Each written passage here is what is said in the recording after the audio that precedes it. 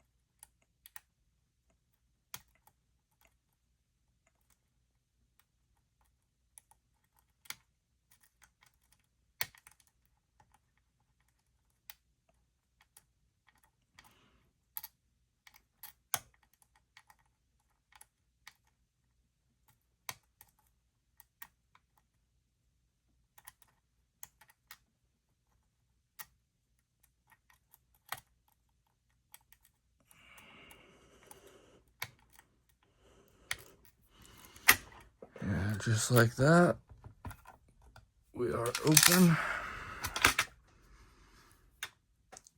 Here's the lock. It is also part of Asa Abloy.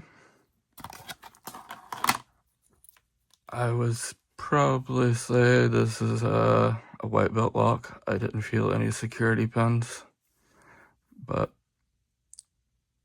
who knows? Thank you for watching. Please do not forget to like, subscribe, and share.